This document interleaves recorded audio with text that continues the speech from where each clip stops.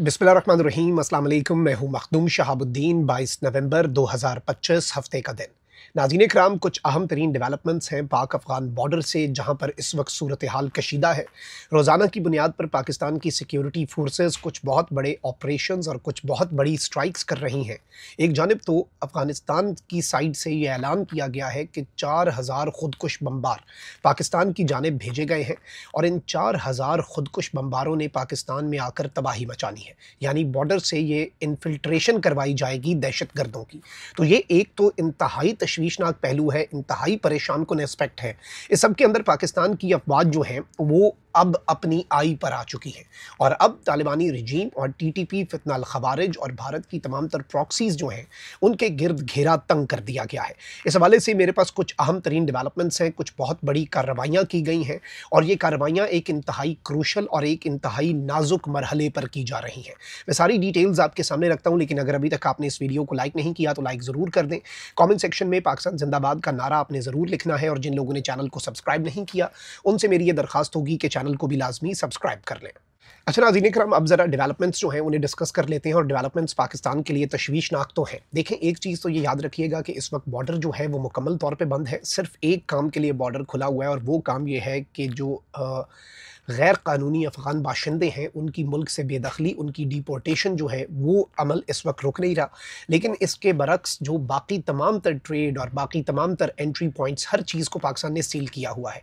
और इसकी वजह भी यही है क्योंकि जितने इशारे मिलते हैं हमें वो यही हैं कि जो टेरर है, जो दहशत गर्दी है वो भी, और फिर स्मगलिंग में गैर कानूनी माल, फिर मनशियात और बाकी जो कुछ जितने इल्स हैं ना सोसाइटी के, उनका मेजर कॉज जो है और उनका मेजर जो पॉइंट है ऑफ ओरिजिन वो इस वक्त पाकिस्तान का ये वेस्टर्न बॉर्डर है और वहाँ से अक्रॉस दी बॉर्डर ये सारा कुछ हो रहा है। तो इस बॉर्डर के सील करने से एक जानिब तो एक्सपोर्ट्स और ट्रेड के ऊपर बहुत से लोग बात कर रहे हैं, लेकिन in the longer run Pakistan जो है उसने अपने आप को महफूज बनाया है एक इंतहाई स्ट्रेटेजिक टाइम पर। और तालिबानी रजीम की भारत की तरफ इंक्लिनेशन पूरी दुनिया के सामने है। हम सब ये बहुत वाज़े अंदाज में विटनेस कर चुके हैं, बहुत वाज़े अंदाज में हम ये देख चुके हैं कि ये किस लेवल पे खड़े हैं। और अभी भी इनका जो ट्रेड मिनिस्टर है वो वहाँ पर है, इससे पहले फॉरेन मिनिस्टर गया और अभी भी एक और मिनिस्टर का इनका दौरा है। और उसके बाद इन्होंने मुकम्मल तौर पे जो जंग है वो वेज करनी है, वॉर वेज करनी है। इस वक्त मुख्तलिफ इनके जो अड्डे हैं उन पर इनके पास जो हथियार था नेटो का छोड़ा हुआ, उन हथियारों को रिपेयर ये कहा जा रहा है कि भारतीय टेक्निकल स्टाफ जो है और भारतीय फ़ौज के जो लोग हैं वो आकर इन्हें करके दे रहे हैं ताकि ये पाकिस्तान के ख़िलाफ़ एक जंग जो है उसे लंबे अरसे तक चला सकें। इसके साथ ही साथ खुदकुश बम्बारों की एक पूरी फ़ौज का हमारे मुल्क के ख़िलाफ़ तैयार होना और हमारे मुल्क के ख़िलाफ़ उसका इस्तेमाल होना, ये भी एक इंतहाई परेशान कुन पहलू है। इस सब में ये चीज़ याद रखिएगा कि रोज़ाना की बुनियाद पे जो ऑपरेशंस हो रहे हैं BLA फितना अल हिंदुस्तान और TTP फितना अल खवारिज के ख़िलाफ़, ये अनप्रेसिडेंटेड है। और इस वक्त भी सबसे इम्पॉर्टेंट जो जगह है वो वादी तीरा है। और वादी तीरा में मैं आपको ये बताऊँ कि फितना अल खवारिज के ख़ात्मे में सिक्योरिटी फोर्सेस के जो एफ़र्ट्स हैं उनमें वादी तीरा के अंदर बाग मैदान की बहादुर अवाम ने और जो मशरान हैं उन्होंने सिक्योरिटी फोर्सेस का भरपूर साथ दिया और जहन्नुम वासिल किए गए हैं बड़ी तादाद में यहाँ पर दहशतगर्द। और याद रखिएगा, तीरा वैली जो है ये टेरर क्राइम नेक्सस और जो स्मगलिंग और फिर इलीगल नार्को का जो मनशियात का नेटवर्क है उसमें सबसे अहम तरीन रोल प्ले करता है ये एरिया। तो ये याद रखिएगा कि ये एक बहुत बड़ी कार्रवाई है और इससे एक बहुत बड़ी लाइन जो है वो तोड़ दी गई है, फाइनेंशियल लाइन भी, टेरर क्राइम नेक्सस और इसमें पॉलिटिकल नेक्सस और बाकी एस्पेक्ट्स भी हैं। लेकिन जो दहशत गर्दी को की कमर तोड़ी गई है वो अनप्रेसिडेंटेड है और इसमें जो मकामी लोग हैं उनकी बहुत बड़ी सपोर्ट जो है वो इसमें शामिल है। जहन्नुम वासिल दहशत गर्दों में सरे फहरिस्त जो है वो सैफुल्ला बदरी, नूर सादात, उबैदा, साजिद शलूबरी, हमज़ा आदम खेल, उमर खालिद, मलिक दीन खेल, साबर कंबर और अबू दुर्दा शलूबर जो हैं वो शामिल हैं। इनके अलावा आवाम की मदद से और भी जो खारजी हैं वो वासिल जहन्नुम हो चुके हैं। ज़राए के मुताबिक इलाके में मुख्तलिफ जो इनके दहशत गर्दों के कमांडर्स हैं उनकी मौजूदगी की इत्तला थी मकामी मशरान ने, और जो मकामी कबायली अमायदीन हैं और जो मकामी लोग हैं, जो बहादुर गयूर पख्तून हैं जो कि अमन चाहते हैं, वो अमन मार्च भी करते हैं ना। तो अमन किस तरह से मुमकिन हो सकता है दहशत गर्दों की मौजूदगी के साथ?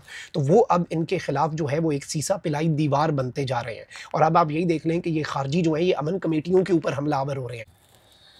यानी जो अमन कमेटी के मेंबरान हैं, उनके ऊपर भी ये हमलावर हो रहे हैं, लेकिन अब मकामी लोग जो हैं वो भी अफवाज के साथ मिलकर इनके खिलाफ लड़ रहे हैं।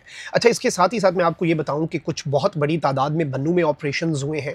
एक तो सीटीडी ने, जो काउंटर टेररिज्म डिपार्टमेंट है, और आर्मी, इन्होंने एक जॉइंट ऑपरेशन किया है और एक बहुत बड़ा टेरर सेल जो है उसे क्रश कर दिया गया है, और इसमें 3 फीमेल हॉस्टेजेस जो हैं उन्हें सही सलामत बचा लिया गया। यानी 3 खवातीन जो हैं उन्हें इन्होंने यरगमाल बनाया हुआ था दहशतगर्दों ने।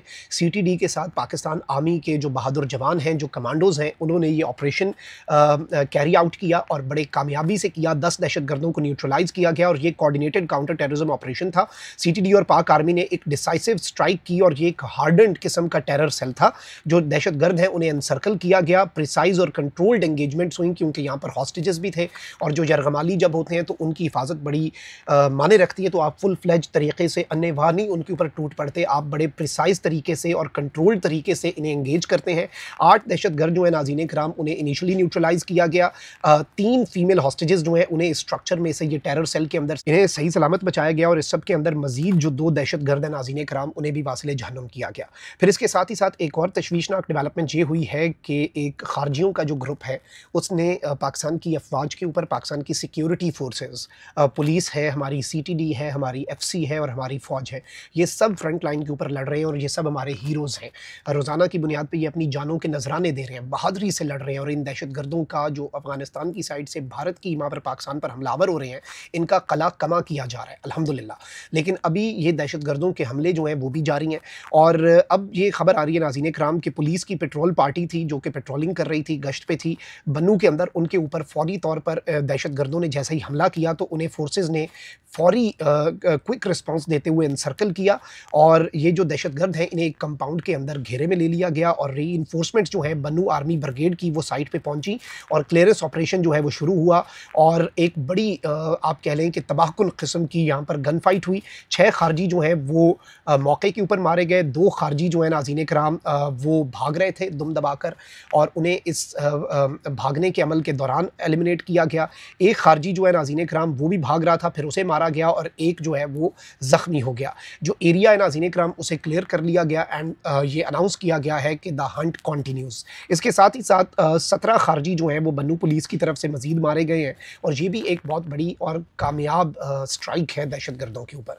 तो इस वक्त मैं आपको सिर्फ इतना बता सकता हूँ कि पाकिस्तान की अफवाज एक तरफ तो एक बहुत बड़े ऑपरेशन की तैयारी में मसरूफ़ अमल है, और ये ऑपरेशन जो है ये याद रखिएगा, ये बफर जोन भी बनेगा। ये टीटीपी के जितने ठिकाने हैं, टीटीपी के जितने सेफ हेवन्स हैं, उन सबको निशाना बनाया जाएगा, उन सबको टारगेट किया जाएगा, इनका कुछ नहीं बचेगा, और इनके जो सहूलतकार हैं, तालिबानी रजीम जो है अफगानिस्तान के अंदर जो काबिज़ हुकूमत है, उसे भी इस सब की कीमत जो है वो अदा करनी पड़ेगी।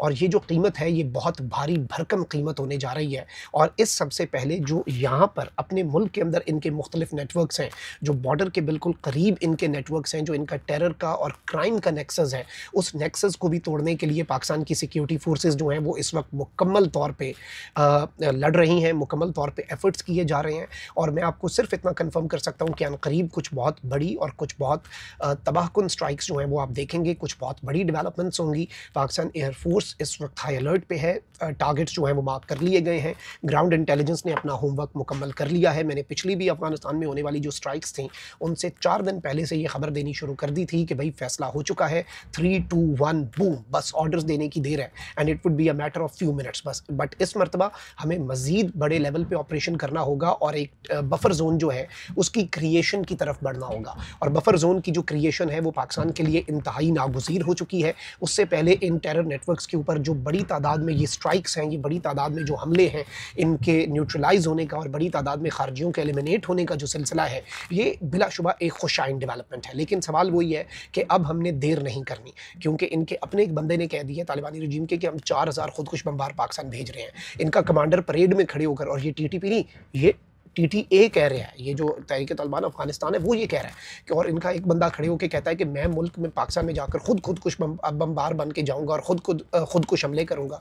इस्लामाबाद में जो हुआ, जो वाना के कैडेट कॉलेज में जो हुआ, now this is high time, क्योंकि ये इस टाइम को इस्तेमाल कर रहे हैं, ये जो पैच है। लेकिन पाकिस्तान जो है वो डिसाइसिव स्ट्राइक्स करने की इस वक्त पोजीशन में है, और हमने हुज्जत भी तमाम कर दी। We gave diplomacy a chance, we gave peace a chance, और हमने इस सब के अंदर बहुत जितना सब्र हो सकता था उससे बहुत ज़्यादा किया। तो अब डिसाइसिव स्ट्राइक्स का वक्त आ चुका है और पाकिस्तान को अब बहुत आगे बढ़कर फ्रंट फुट पे जाकर खुलकर खेलना होगा। और ये जितनी कार्रवाइयाँ चल रही हैं रोज़ाना की बुनियाद पे, ये जो IVOs हैं और ये जो एक घुमसान का रन पड़ा हुआ है, ये भी इसी जानिब इशारा है कि कुछ बहुत बड़ा पाकिस्तान करने जा रहा है। अपना बहुत ख्याल रखें। अल्लाह निगहबान। पाकिस्तान जिंदाबाद।